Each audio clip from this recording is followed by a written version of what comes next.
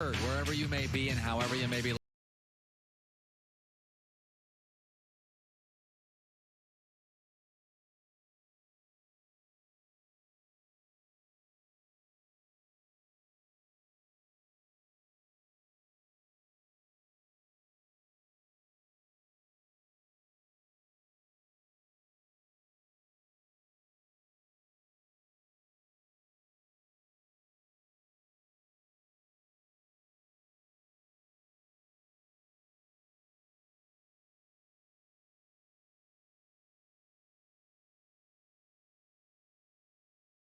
Up in Utah, and I'll watch at home. We watch. Oh, okay, so you guys are going to make sure that you're collectively back on the same page? She binge watches all the time. I like Netflix. I don't live for it. About 3 times a year they have a show I like.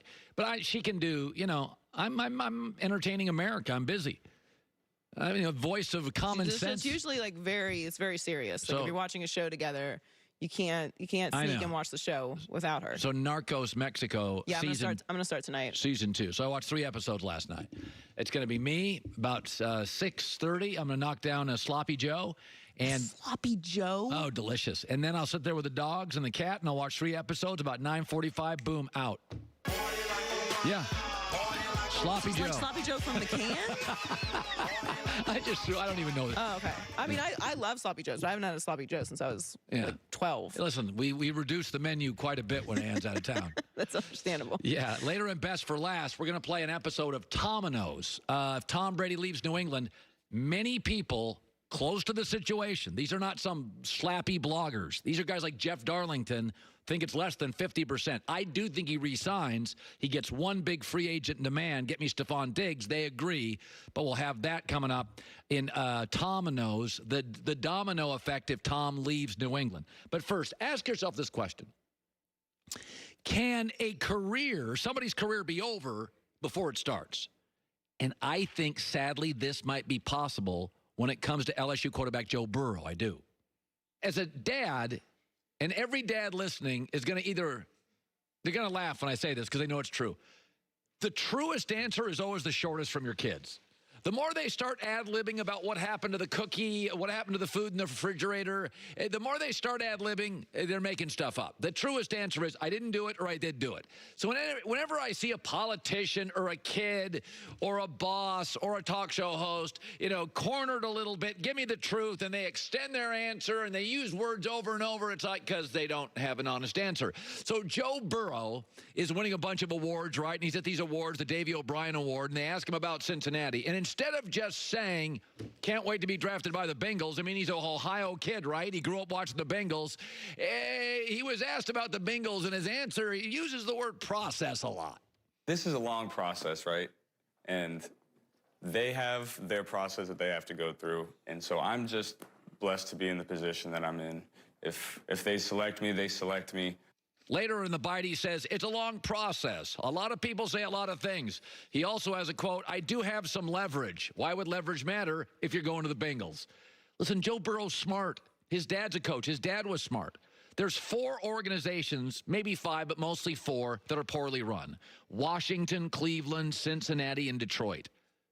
Matt Stafford's career has been affected. There is no question he would be better in a better organization. The Bengals don't have a playoff win since 1990 and Boomer Esiason. It was so long ago the team they beat, the Houston Oilers, doesn't exist. It is hard not to stumble into a playoff win, I don't know, in 2 decades. Don't you just kind of stumble into it? You get a lucky break, your schedule works out, your rival in the division has injuries. Cincinnati's poorly run. If Burrow signs, he is locked for 7 years. It's over.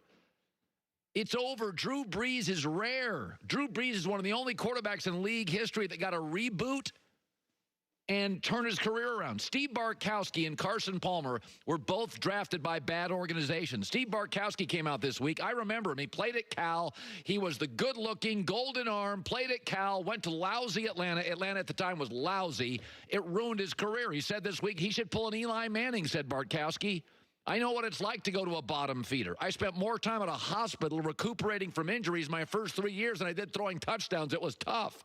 Cincinnati's got a bad O-line. They have an 84-year-old cheap owner who acts as a GM. They have the smallest scouting department. I don't know if Zach Taylor can coach. I hope he can. I think he may be able to, but I don't know. They didn't look brilliantly coached last year, and that division has got nothing but good defenses, and Joe Burrow's going to get eaten alive. This is tough, man. This is a real decision. It's not like this in baseball. It's not like this in the NBA. If you get drafted as a quarterback in the NFL and they like you, you are trapped for 7 years. They can franchise you and again and transition tag you. You're trapped. It's a real decision. Carson Palmer played for the Bengals. He came on Speak for Yourself about a month ago in Miami and said this.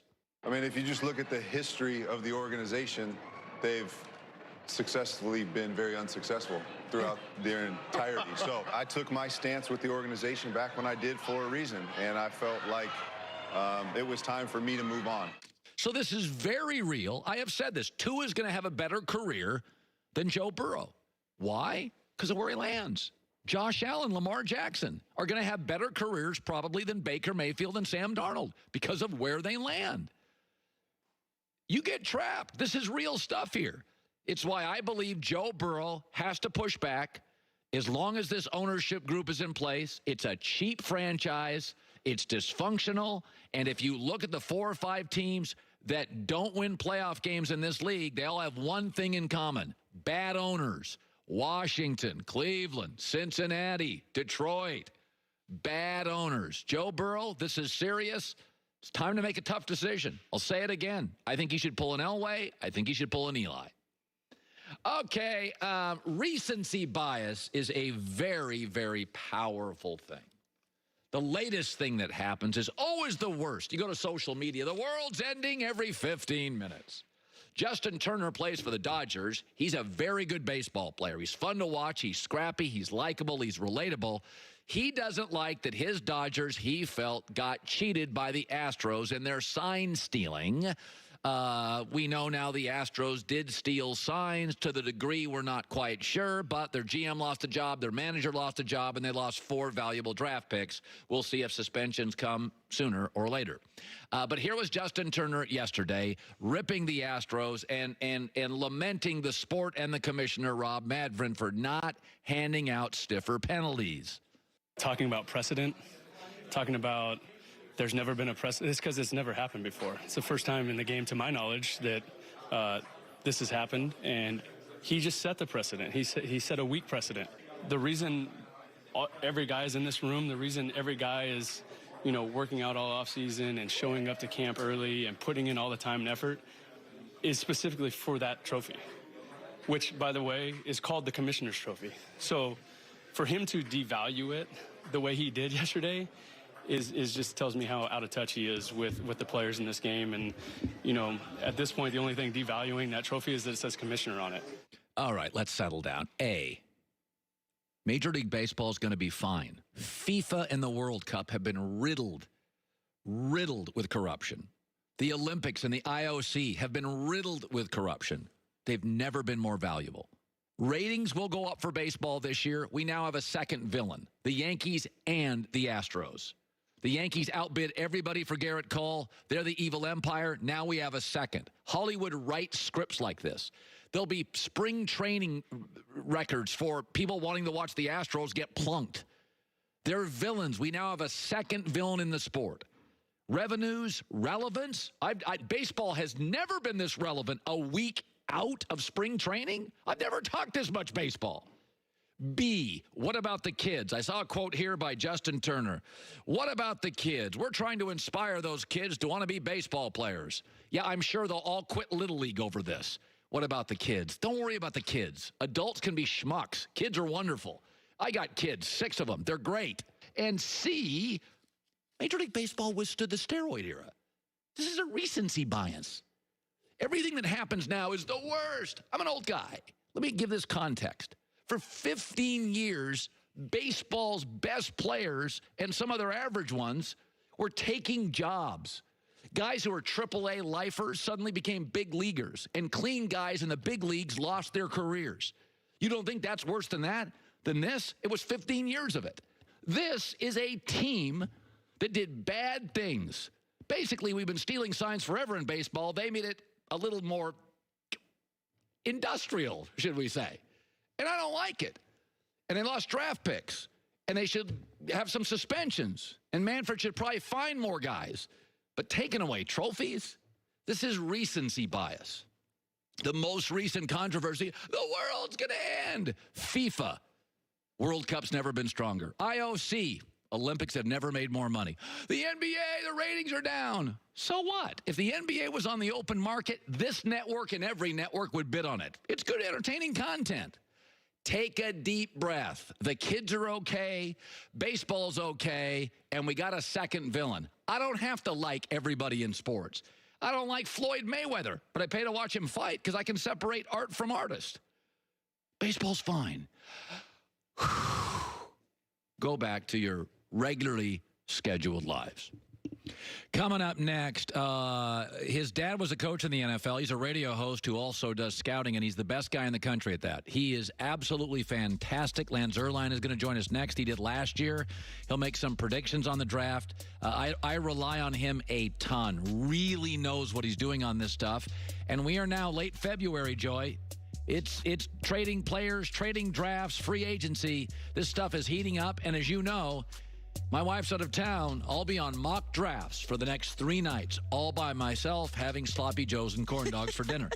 We've all heard of Casper. It wanted to not only give you the most reasonably priced mattresses, but outrageously comfortable. The sleep company that delivers all of the above. Award-winning balance of comfort and support. Bed frames, they offer it. Dog bed, bedding, sheets, pillows, duvets. Casper has free shipping and free returns and offers it because people don't ship it back. They love it. Every Casper mattress, in fact, comes with a 100-night risk-free trial. Get 15% off your order when you purchase a Casper or Wave mattress today at Casper.com.